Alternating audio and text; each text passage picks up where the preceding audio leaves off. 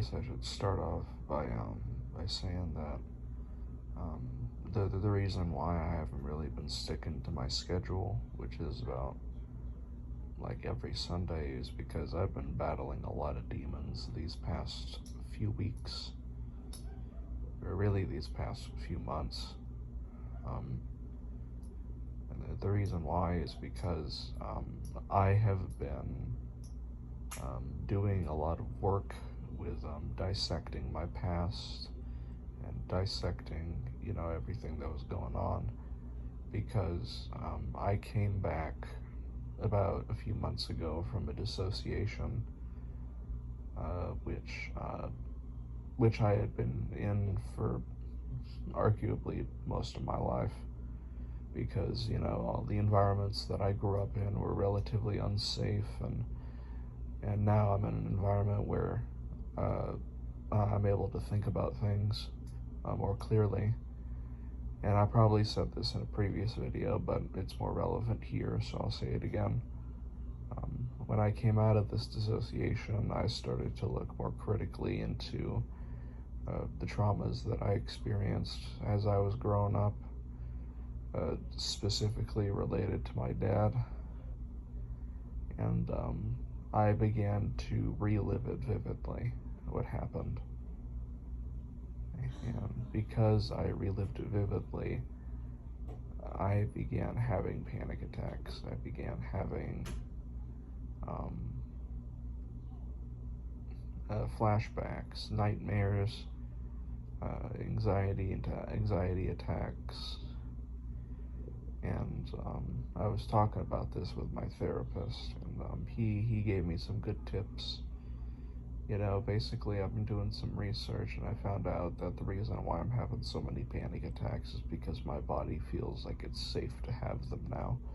Because before this, I was in a state of survival where I didn't do anything other than provide for my own needs. And now I don't really have to provide for my own needs every day anymore, at least not to the extent that I did before. I have more energy now to focus on that. And I've been tackling a lot of demons. I've been tackling a lot of bad habits that I used to cope. And it's been the hardest thing I've ever done in my life. They talk about in therapy the suicide scale, where 1 is you feel happy, you feel fine, and 10 is if the police aren't called, you are in active danger and you're going to kill yourself. I say that during these few months I shifted from about a 6 to a 9 pretty regularly, and I didn't move, I didn't get up, I didn't eat, didn't shower, slept all day, and I didn't take care of myself. And it was around like a few weeks ago that I decided, you know what, just, if I continue down this path, I'm going to die. Sorry, I sneezed. And so I went to my psychiatrist, and I basically told him, I basically, slammed my fist on the ground, fist on his desk. I didn't actually do it, but it's just metaphor. I did it, but, rather hyperbole, but I said, I need to be on a strong anti-anxiety medication or else I'm going to die. And it took some convincing, but he eventually believed me, and he put me on Klonopin. And Klonopin is a benzos. He put me on 1 milligram of Klonopin a day. And I've been taking it fairly regularly, albeit with some variations because of mood and energy levels, and it's helped me out a lot. I'm still having panic attacks, I'm still having fears and worries, but it's been more manageable, and I feel like I'm not in a crisis. And I feel like I can move around and take care of myself more. And it's been I've been battling some real demons lately, more so than usual.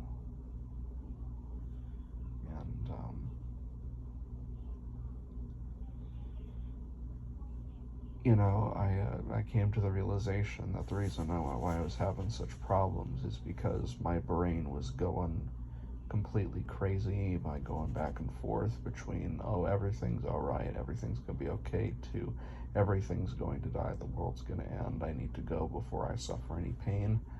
And that has just been going back and forth, back and forth, back and forth. It shifted by the hour, and that was not healthy. That was not healthy at all. It made me feel like crap, and that's an understatement.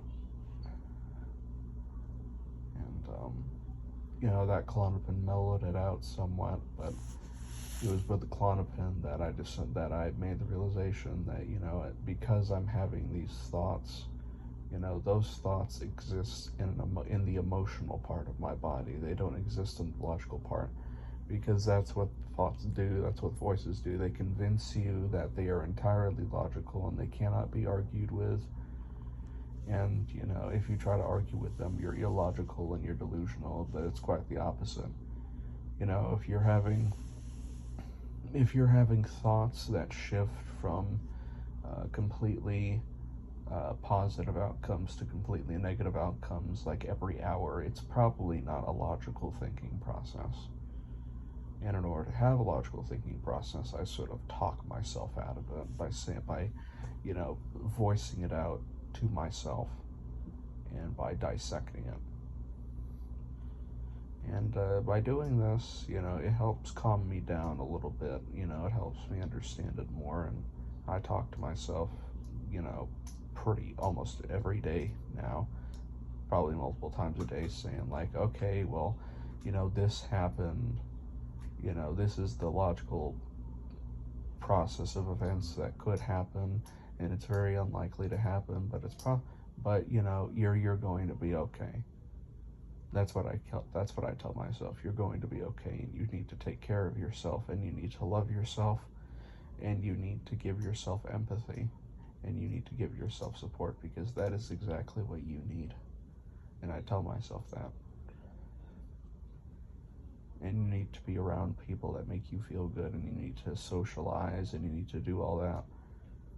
And that makes me feel better. But the guttural worry is still there, the guttural anxiety is still there, and that only goes away with sleeping or self-care or distracting yourself or doing stuff like that. So that's how I've been surviving. And I haven't really socialized a lot, because for these past 2 weeks I've had a strep throat, which made me feel even worse. But I'm taking antibiotics now and I'm feeling better. And it was because of this crisis that I was in that I've neglected to talk to people that I know. I've left them on red. I've neglected personal responsibilities. I've neglected participating at that center that I go to. And I think about a lot of things. But and it's really made me really not want to be around people. It's really made me not want to show my face. It's really made me not want to publish these videos, because when I get in that state, a natural process kicks in where I don't want to be around anybody. I just want to like curl up in my bed and just lay down and die. But I know I can't do that, and I know I can't. So I'm making this video now, after so long. And I'm going to stick to my schedule as much as I can. And I appreciate the empathy that I see in the comments about where people understand, and they understand that it can be a struggle to do all that. So that's what I'm going to be doing. And compared to how I was like 3 months ago to me now, they're completely different people. I've gone through a lifetime of changes, and I know it's going to take a long time for me to get back to normal before I made that. I don't know what to call it. I wouldn't call it realization, because I've always known about it. I've always known that these traumas happened to me, but I'll say epiphany, right? Because, you know, I've talked to my therapist, and basically what he's described to how I'm feeling, he says that I've gone through an ego death. And basically what an ego death is that you sort of gain a much more insight on your own mind and how your actions affect others, and you gain a higher sense of consciousness, and you understand that there are people around you that are affected by your actions. And that made me panic, because, you know, for a long time I only focused on myself, because I only had the energy to focus on myself, and now I have the energy to focus on others more. You know, I should have had these thoughts years ago. And if I had these thoughts years ago, it would have saved me a lot of heartbreak. It would have saved me a lot of mental energy, but I'm having them now. And I'm going through it now. And I know that, you know, there's a little voice in my head, you know, a positive voice, not the negative voice, that tells me that, you know, at the end of this, I'm going to be all right. You know, I still have a will to live. It's just clouded by all the murkiness, and clouded by all the negativity, and clouded by all the darkness. But, you know, I know that there's a light within me that's going to help guide my way. You know, for a long time, I felt like I was wandering endlessly through a mist, and I felt like at any moment that I could walk off a cliff and fall to my death in this mist, but I know that's not going to happen. I hope that I'm going to be all right. I hope that everything works out. And in order for that to happen, I'm going to need the support of you, the person watching this video. I'm going to need the support of other people, my friends, my family. I'm going to need the support of a lot of people, because I want to feel normal. Because for I never in my life have I ever felt normal. I always felt distant from humanity. I always felt like a separate creature. But I want to join humanity on a much more deeper level now. In order for that to happen, I need to be accepted by them. I need to feel like I need to be accepted. I need to feel accepted. And in order for me to feel accepted, I need kindness my way.